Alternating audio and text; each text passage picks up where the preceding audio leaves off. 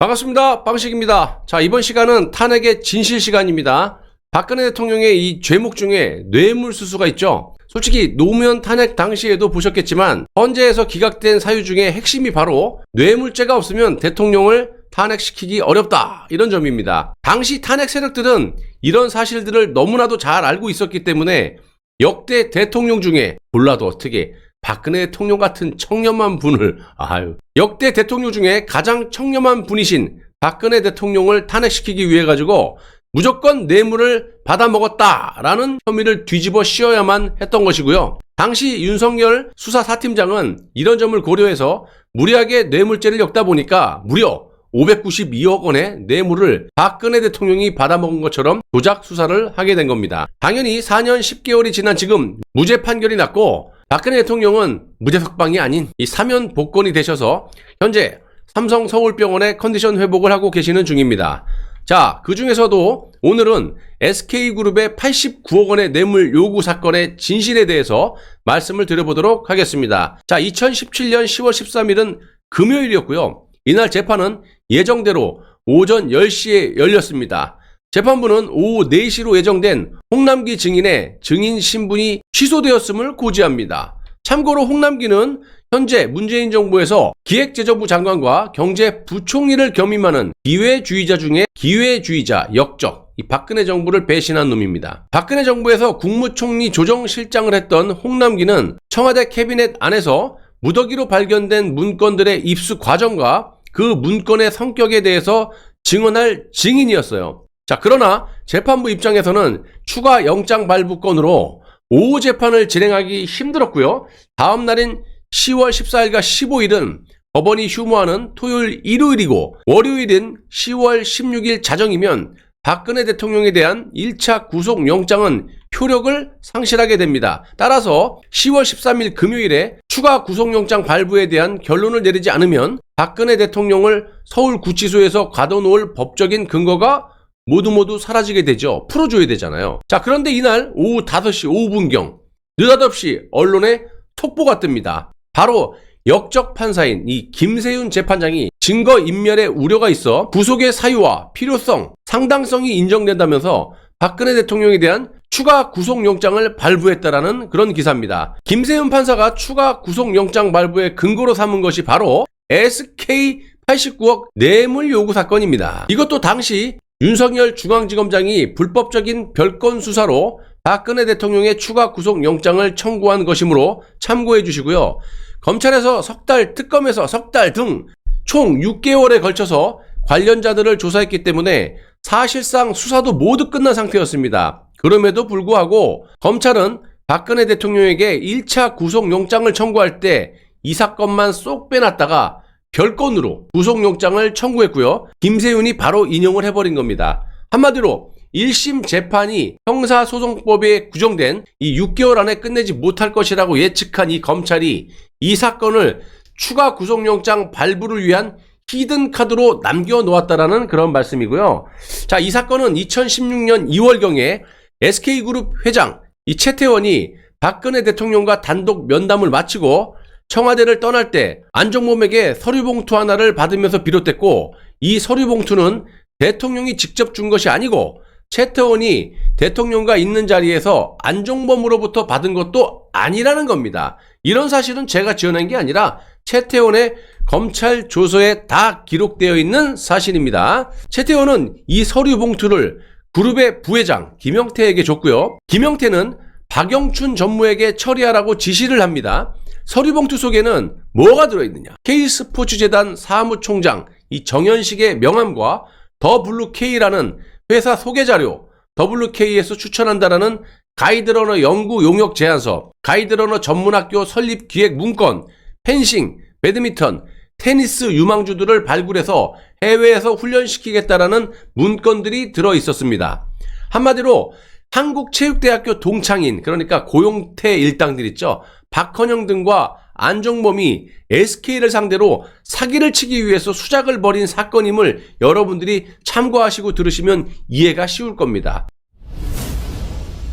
자, SK그룹 전무 이 박영춘은 행정고시 출신으로 경제기획원 국제금융국과 금융감독위원회 구조개혁단 등에서 근무한 이 분야에서 베테랑 중에 베테랑이라고 말씀을 드릴 수가 있는 공무원이고요. 여기서 등장하는 이 박영춘 전무를 주목해서 들어주시면 감사하겠습니다. 이 박영춘 전무는 K스포츠재단에서 보낸 이 자금 요청 자료가 매우 부실하다는 사실을 파악했지만 회장인 이 최태원의 지시다 보니까 K스포츠재단 사무총장 정현식에게 연락을 해가지고 미팅 날짜를 잡았고, 정현식은 K스포츠재단 과장인 이 박헌영을 데리고 SK그룹 본사를 찾아오게 됩니다.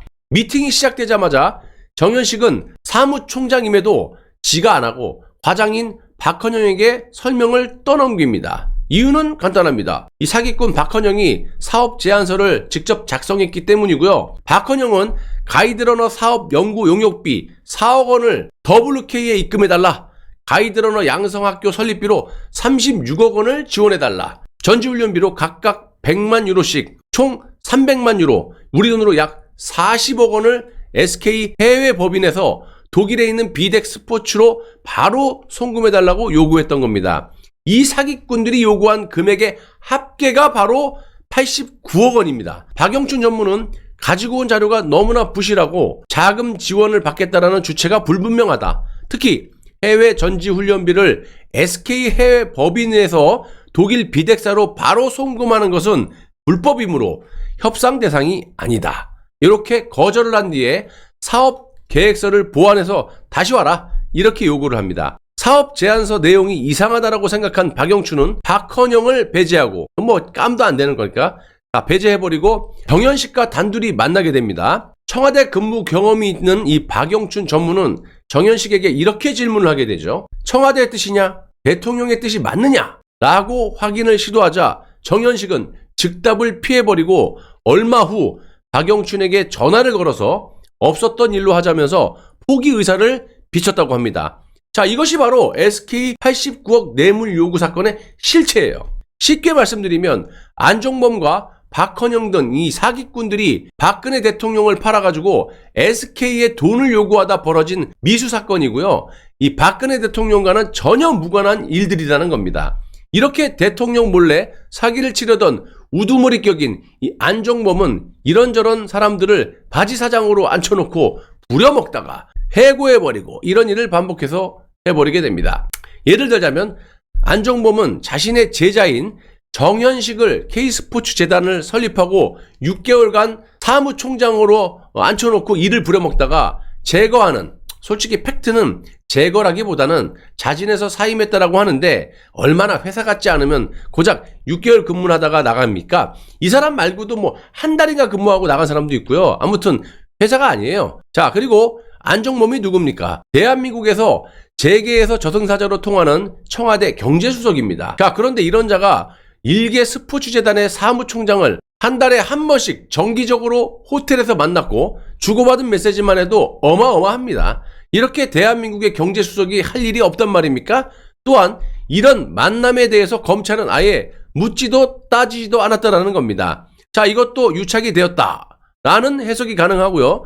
실제로 안종범은 거짓 진술로 하여금 박근혜 대통령 탄핵에 주도적인 역할을 했고, 그로 인해서 안종범의 수감기간은 고작 2년 4개월밖에 되지 않은 점을 고려해 볼 때 아기가 딱 맞아떨어진다라고 볼 수가 있겠습니다. 사실이 이러함에도 안종범은요, 아주 뻔뻔하게 검찰 조사에서 이렇게 진술을 하죠. 대통령이 K스포츠재단 관련 자료를 SK그룹에 전달하라고 지시했고 89억 자금 지원이 중단된 것은 대통령이 자신의 건의에 따랐기 때문이라고 거짓 진술을 합니다. 당연히 박근혜 대통령은 검찰 조사에서 안종범에게 SK그룹 자료를 주라던가 자금 지원을 중단하라는 지시를 내린 적이 없다, 이렇게 부인을 하셨죠.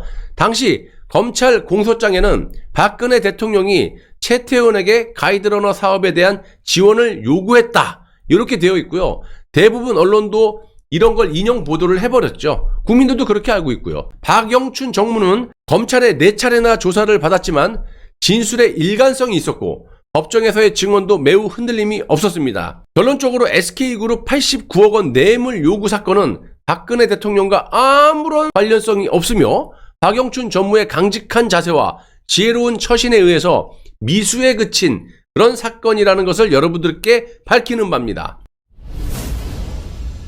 참고로 K스포츠재단 과장 박헌영은요, 여기뿐만이 아니라 롯데그룹에서도 70억 뇌물 사건에 관련이 되어 있고요. 실제로 롯데그룹은 K스포츠재단의 요청에 따라서 70억 원을 입금했다가 입금 직후 바로 전액을 되돌려받게 됩니다. 70억 원을 반환한 실무자가 바로 이 사기꾼 박헌영이고요. 박헌영의 70억 원 반환 이유도 매우 황당합니다. 정말 이 정도로 한국 최대 운동선수 출신들 이 친구들끼리 모여가지고 대범하게 박근혜 대통령을 이용해서 사기를 쳤다라는 것은 매우 개탄스럽기도 하고 말문이 막힐 정도입니다. 경기도 하남시에 위치한 대한체육회 소유 부지를 매수하려고 했었는데 대한체육회가 국민생활체육회와의 통합 작업 때문에 매각을 못했다라고 했다. 연말까지 매각 협의가 어려워서 급히 롯데그룹에 70억 원을 돌려줬다라고 진술을 했는데요. 이게 얼마나 황당하고 말이 안 되는 해명이냐면요. 이때 검사가 박헌영에게 이렇게 얘기를 해요. 진술인은 대한체육회 부지 매입 문제를 누구와 협의를 했습니까? 이렇게 물어보니까 이 박헌영의 대답. 담당자가 누군지 기억이 안 나는데요. 이렇게 얘기를 합니다. 박헌영 본인이 작성한 사업 기획안에 의하면요. 대한체육회 부지는 평당 공시지가만 해도 308만 원이었고요. K스포츠재단에서 확보하겠다라는 부지가 무려 1628평이에요. 단순 계산만 하더라도 50억 정도 되니까 이게 공시지가죠. 그러니까 100억이 또 넘을 수도 있다는 얘기 아니겠습니까? 이런 어마어마한 돈. 그런데 이런 사업을 누구하고 상의했는지 기억이 안 난대요. 저 박헌영 저놈이. 그리고 더 황당한 건 검사가 이런 인간을 더 이상 추궁하지 않았다라는 겁니다. 이게 여러분 탄핵의 진실입니다. 영상 아래에 공유 버튼 누르셔서 많은 분들께 알려주시기 바랍니다. 시청해 주셔서 대단히 감사합니다.